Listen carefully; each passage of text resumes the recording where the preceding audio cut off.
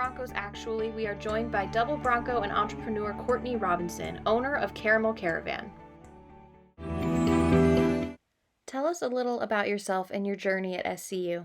I went to SCU and I wasn't really sure what I wanted to do. I thought I wanted to be in medical or in just general sciences to be a PA or a doctor. I kind of got into contact with the Food and Agribusiness Institute, which is now, I think, the Center for Food Innovation and Entrepreneurship.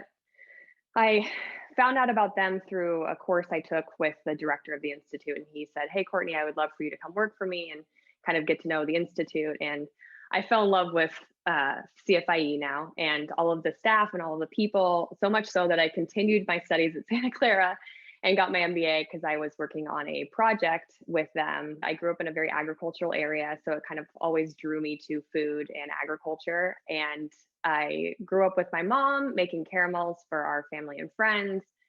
And they always kind of told us, or me, "You should start a business. You should start a business. You should do it." And in the back of my mind, I'm like, "No, I'm not going to be a candy. I'm not going to be a caramel woman. Like, no, that's not going to be me." I was working at a brewery, and my boss had started a brewery, and I could just see his passion and excitement for what he did every day. And I was like, I want to have that. I want to do that. Maybe starting a business and kind of doing all aspects of business would help me understand what I wanted to do with my life. And then lo and behold, I just really loved having a business. So that kind of is my overall general story. How did you find your business partner?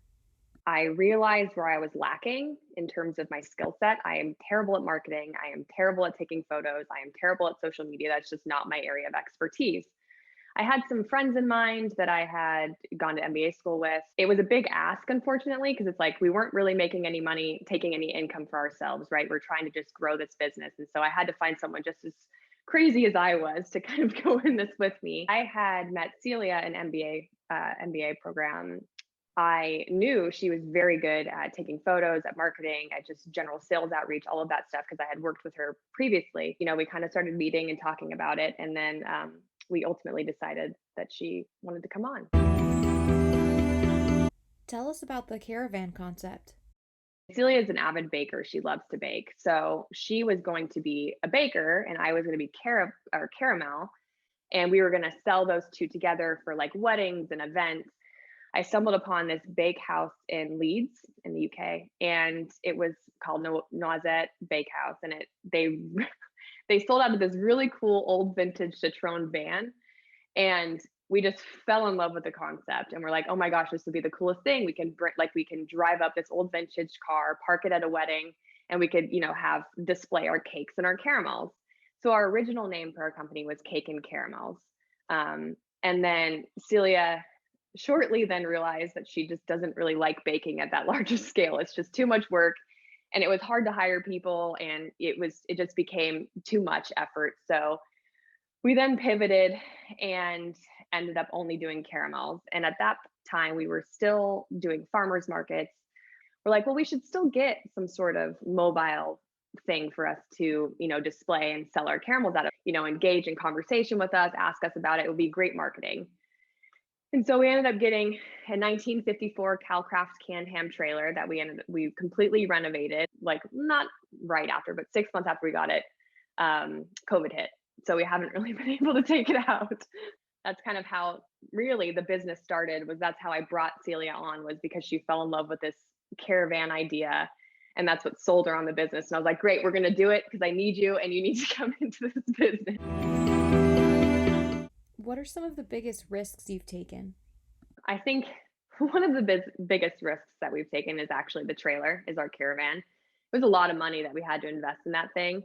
And at this point, it's kind of a failure because we haven't made any money off of it, which is unfortunate, but it does tell our story and it's in all of our branding. And it kind of is a way for us to represent our brand. Quitting your job, that's been a big risk for me. I quit a very well-paying job and I did this because I wanted to, and I wanted to figure out if I wanted to do this. As a food business, you don't make a lot of money in the front end unless you're taking on outside capital. So we didn't take on any outside capital and we still haven't. So we bootstrapped the entire business, which has been challenging because, cash is king and you can't run out of cash. constantly have to just reinvest all the money we make back into the business to help it grow. One of the next biggest risks that we'll have is getting our own kitchen. So we currently operate in a shared kitchen. We need more time, we need more hours to grow. We need our own space. So that's going to be a pretty big cost for us, especially in the Bay Area, if we're to keep the kitchen there. We've moved kitchens several times, which has been risky because when you move, you have to basically redo your entire supply chain because some distributors don't go to different locations. How would you characterize your tolerance for risk? I was very risk averse in the beginning. I mean, granted, quitting my job, but that's a separate thing. But now I'm not. I'm not as nervous about taking risks, about moving kitchens, about taking on outside financing or just getting more debt to the company or to the business. I have a lot more confidence in my ability as an entrepreneur to be successful. And I think with everyone that takes time and you kind of grow more confident in yourself as you realize more and more stuff that you're capable of doing. What does the entrepreneurial mindset mean to you?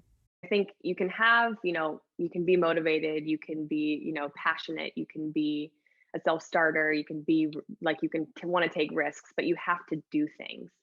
So in my mind, an entrepreneur is someone who just digs in and does them. I think it's so nice to be able to make a decision and then do it. Like that has been the most rewarding thing for me is when I want to do something and when I know it's right, I can just implement it then. And I don't even have to worry about any, approvals above me or, any ripple effect or any, other stakeholders getting upset with me. It's just like, this is my decision and I get to do it. And it's so liberating. Thank you, Courtney. Subscribe below to check out our next video.